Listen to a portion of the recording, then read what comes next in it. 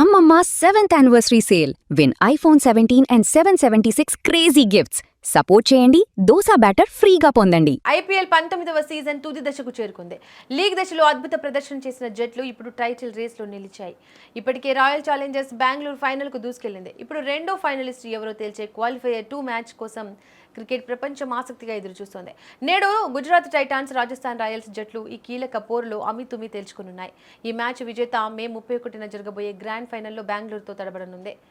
Gujarat Titans జట్టుకు ఇది రెండో అవకాశం. క్వాలిఫైర్ 1లో బెంగళూరు చేతిలో ఎదురైన ఓటమిని మర్చిపోయి ఈ మ్యాచ్లో గెలిచి ఫైనల్ చేరాలని గిల్ సేన పట్టుదలతో ఉంది. జట్టు బ్యాటింగ్ ఆర్డర్లో నిలకడ లోపించడం మేనేజ్మెంట్ కు ఆందోళన కలిగిస్తోంది. ఓపెనర్లు గిల్, సాయి సుదర్శన్ మెరుపు ఆరంభాలు ఇవ్వాల్సిన అవసరం ఉంది. తెవాటియాను బ్యాటింగ్ ఆర్డర్లో ముందుకు పంపడం ద్వారా స్కోర్ బోర్డును వేగంగా పరిగెత్తించే ఆలోచనలో జట్టు ఉంది. బౌలింగ్ విభాగం కూడా చాలా పటిష్టంగా ఉంది. రబాడా, సిరాజ్ వేగంతో ఇబ్బంది పెడుతుంటే రషీద్ ఖాన్ స్పిన్ మ్యాజిక్తో ప్రత్యర్థిని కట్టడి చేస్తున్నారు. వాషింగ్టన్ సుందర్, జేసన్ హోల్డర్ వంటి ఆల్రౌండర్ల ప్రదర్శన ఈ మ్యాచ్లో కీలకం కానుంది.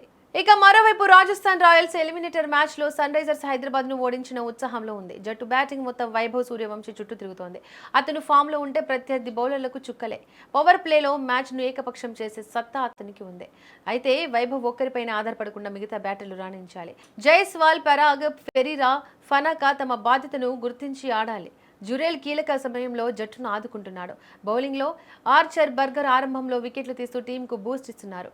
మధ్య ఓవర్లలో బ్రిజేష్, యశ్రాజ్, జడేజా పొదుపుగా బౌలింగ్ చేస్తూ ప్రత్యర్థిని ఒత్తిడిలోకి నెడుతున్నారు. హెడ్ టు హెడ్ రికార్డులను చూస్తే గుజరాత్ టైటాన్స్ పై చేయిగా ఉంది.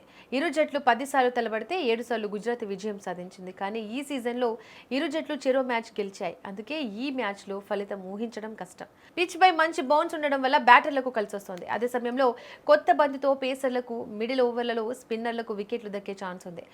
మంచు ప్రభావం ఉండే అవకాశం ఉన్నందున టాస్ గెలిచిన కెప్టెన్లు ఫీల్డింగ్కే మొగ్గు చూపుతారు. సన్ రైజర్స్ హైదరాబాద్ లాంటి జట్టు ఇక్కడే ఓడిపోయిందంటే పిచ్ ఎంత కీలకంగా మారుతుందో అర్థం చేసుకోవచ్చు. మొత్తానికి ఫైనల్ చేరుకోవాలనే లక్ష్యంతో ఉన్న ఇరు జట్లు గెలుపు కోసం తమ సర్వశక్తులు ఓడనున్నారు.